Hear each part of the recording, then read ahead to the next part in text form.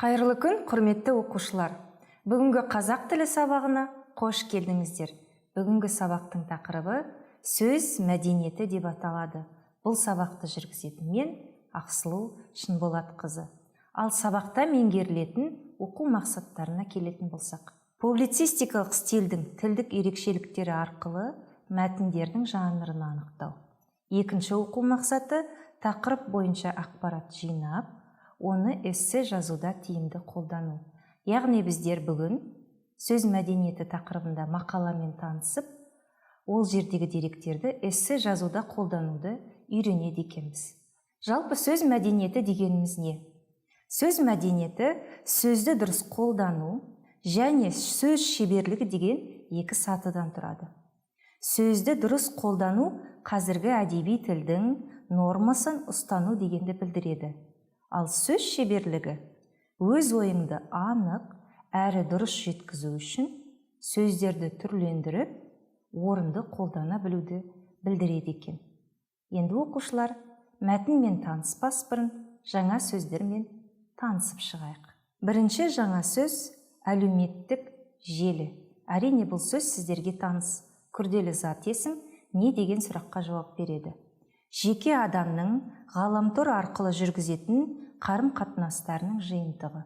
Мысалы, WhatsApp желісі. Сөйлем ретінде қарастырсақ, мен әлеуметтік желілер арқылы достарыммен сөйлесемін. Екінші сөз көшке ілесті. Бұл тұрақты тіркес. Көпшілікпен бірге болды, ешкімнен қалыспады дегенді білдіреді. Мысалы, біз өркениет көшіне ілесу керекпіз. Келесі сөз серік, зат есім. Жолдас, әріптес, дос дегенді білдіреді. Бірақ біз көп жағдайда оны есім ретінде қолданады екенбіз. Мысалы, Асан маған сенімді серік болатын. Одан кейінгі сөз көмекке жүгіну. Етістікті тіркес, көмегін пайдалану дегенді білдіреді. Мысалы, ауырғанда дәрігердің көмегіне жүгіну керек. Одан кейінгі сөз көз жұма қарады. Бұл тұрақты тіркес екен. Мағынасы мән бермеді, немқұрайлы қарады дегенді білдіреді. Мысалы, ол айтқан өтірікке көз жұма қарады. Яғни елемеді дегенді білдіреді. Соңғы сөз бізде толғандыру. Етістік, ой салдыру, ойланту дегенді білдіреді. Мысалы, бұл мәселе мені үнемі толғандыратын. Ал енді оқушылар, осы тақырып бойынша мақаламен танысып көрейік. Бұл мақала әлеуметтік желідегі сауатсыздық деп аталады. Мен мақаланы оқимын, менімен бірге мұқият оқып отырыңыздар. Себебі осы мақала бойынша біздер бірнеше сұраққа жауап береді екенбіз. Дайынсыздар ма? Ендеше экранға назар аударыңыздар. Тіліміздің дамып, өркендеуіне ғаламтор желісінің тигізер пайдасы аз емес. Қазақ тілі 21 ғасырдағы ақпараттық технологиялар көшіне ілесіп, дамып келеді. Ақпараттық сайттардың қатары да күн өткен сайын көбейіп, арта түсуде. Бірақ әлеуметтік желілердегі тіліміздің тазалығы үлкен мәселе болып отыр. Бүгінгі мақаламызда осы мәселе төңірегінде ой қозғап көрсек. Бүгінде әлеуметтік желілер көпшіліктің сенімді серігіне айналды. Сан түрлі тақырыпты қозғау үшінде, әртүрлі заттарға жарнама жасау үшінде, тіпті толғандырған мәселе туралы көпшіліктің ойын білу үшінде ғаламтордың көмегіне жүгінеміз. Желі қолданушыларының тілді пайдалану мәдениеті әртүрлі. Мұндайда тілге деген жауапсыздық та пайда болады. Желілерде пікір алмасқан азаматтар осыдан біраз жыл бұрын бір-бірінің қате жазуларына ескерту жасайтын. Қазір мұндайды көп кездестіре бермейсіз. Сірә қателіктерге көз жұма қарауға бой үйретіп алғандаймыз. Бүгінде ғаламторды қолданушы жастардың сөздеріне назар аударсақ, мынадай: лайк басып тұр, онлайн эфирге шық, видео звонок жаса, қанша подписчигі бар және тағы басқа сөздер. Осындай тіл бұзар сөздер тілімізге өзінің зиянын тигізбей қоймас. Тіпті бұлар қазіргі жастар арасында тұрақты сөз тіркестеріне айналып кетті десек, артық айтпағандығымыз. Қорыта айтқанда, Жаңа заман жастарын әлеуметтік желісіз елестету қиын. Алайда тіл тазалығы әрбір азаматты толғандыру керек деп ойлаймыз. Бұл мақала Ана тілі газетінен алынған екен. Енді мақала бойынша бірнеше сұрақтарға жауап беріп көрейік. Бірінші сұрақ: ғаламтордың қазақ тіліне пайдасы қандай? Екінші сұрақ: кіріспедегі негізгі ой қай сөйлемде берілген? Үшінші сұрақ: әлеуметтік желілерді не үшін қолданамыз?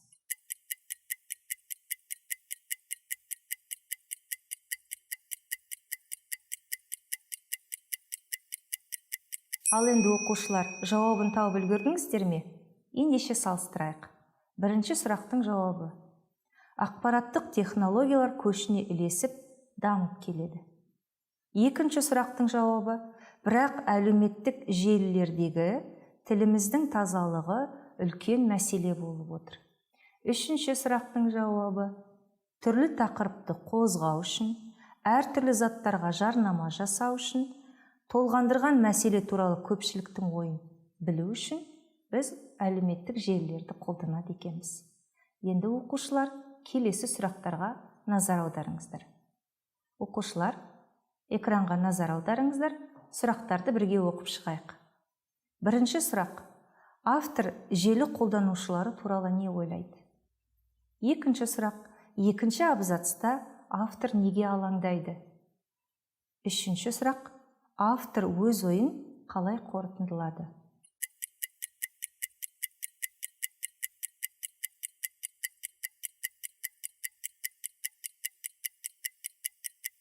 Оқушылар, жауабын тауып үлгердіңіздер ме? Мәтінде бар ма екен? Ендеше салыстырайық. Бірінші сұрақтың жауабы: мәдениеті әртүрлі, жауапсыздық бар, қателіктерге көз жұма қарайды.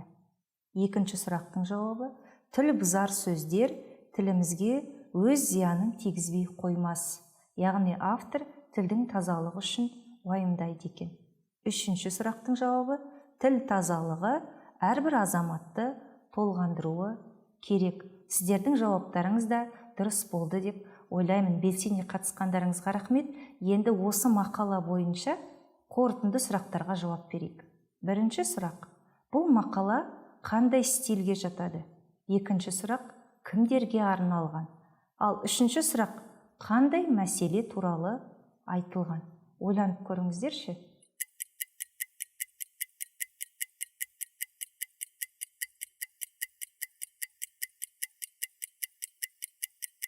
Жауабын тауып үлгердіңіздер ме? Онда салыстырайық. Бірінші сұрақтың жауабы: бұл мақала публицистикалық стильге жатады. Өздеріңіз байқағаныңыздай, бұл Ана тілі газетінен алынған екен. Екіншіден, әлеуметтік желіні пайдаланушыларға арналған, яғни жалпы көпшілікке. Үшінші сұрақтың жауабы: әлеуметтік желідегі тіл тазалығы туралы мәселе көтеріп отыр екен. Оқушылар, сабақ мақсатында айтқанымдай, біздер оқылымнан кейін жазылым тапсырмасын орындауға дайындалады екенбіз. Сіздерге ұсынылған тапсырма мынадай. Эссе тақырыбы: кейбір мамандар технология дамыған заманда сөз мәдениеті қажет емес, бастысы ойды дұрыс жеткізу деп есептейді. Сіз осы оймен келісесіз бе? Яғни берілген эссе тапсырмасы осындай. Бұл келісу, келіспеу эссе түріне жататын тапсырма екен. Енді бұл эссені жазу үшін біздер қандай қадамдарды жасауымыз керек? Қалай ойлайсыздар? Ендеше экранға назар аударыңыздар. Эссе жазбас бұрын біздер бірнеше кезеңдерді орындауымыз қажет екен. Ең алдымен тапсырманы мұқият оқып, кілт сөздерді анықтаймыз. Одан кейін тапсырманы тағы да оқып, бұл мәселе туралы мен не айтамын деп ұстанымды анықтайды екенбіз. Үшінші кезең осы эссе бойынша жоспар құрамыз. Яғни эссе тақырыбынан ауытқымау үшін бізге жоспар міндетті түрде керек. Содан кейін жоспар бойынша эссенің алғашқы бөлігін жазамыз. Алғашқы бөлігін жазғаннан кейін оны оқып толықтырады екенбіз. Енді осы кезеңдер бойынша үлгілерге назар аударайық. Өздеріңіз байқағандай, эссе тақырыбында кілт сөздер сіздер үшін арнайы ерекше түспен белгіленген. Мысалы, кейбір мамандар технология дамыған заманда сөз мәдениеті қажет емес, бастысы ойды дұрыс жеткізу деп есептейді.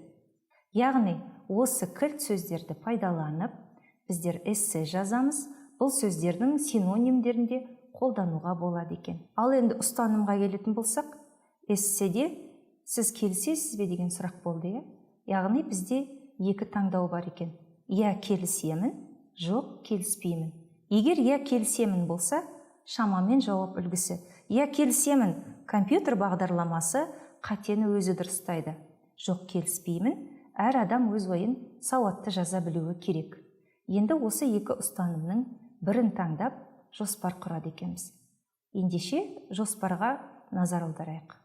Оқушылар, әдетте өздеріңіз білетіндей, эссе 3 бөлімнен тұрады. Кіріспе, негізгі бөлім және қорытынды бөлім. Кіріспені бастап жазған кезде біздер оқырманның назарын аудару үшін мәселені сипаттаудан бастайды екенбіз. Мысалы, технологияның қарқынды дамуын және оның адам сауатына әсерін сипаттау. Одан кейін біздер тезисті жазамыз. Яғни эсседе қандай мәселе көтереміз, соны тезис түрінде береді екенбіз. Мысалы, мен жоғарыда берілген оймен келіспеймін. Себебі әр адам жаңа технологияны пайдаланғанда өз ойын сауатты жеткізе білуі керек. Енді осы тезисті біздер негізгі бөлімде дәлелдеп шығуымыз керек екен. Мысалы, біріншіден, сауатсыз жазылған сөздерді басқа адам түсінбеуі мүмкін. Бұл әрине негізгі бөлімнің бірінші абзацы болуы мүмкін. Сол жерде сіздер деректер, мысалдар келтіре отырып, осы ойды дәлелдеп шығуларыңыз керек. Оқушылар, енді өз ойымызды дәлелдеу үшін екінші абзацта осы ойды әрі қарай дамытып жазады екенбіз. Мысалы, екіншіден, қағазға жазған кезде компьютерлік бағдарламалар қатені түзеп бере алмайды. Осылай ойымызды бастаймыз да әрі қарай мысалдармен, дәлелдермен ойымызды толық ашып жазады екенбіз. Ал қорытынды бөлімде қандай да технологияны қолдансақ та, әр адам сауатты жазуға тырысуы керек деген оймен аяқтаймыз. Яғни қорытынды бөлімде біздер ешқашан жаңа нәрсені жазбайды екенбіз. Негізгі бөлімде жазған ойымызды қорытындылап, қысқаша баяндайды екенбіз. Ал енді оқушылар, эссе бойынша келесі маңызды мәселеге назар аударайық. Эсседе деректерді қолдану өте маңызды.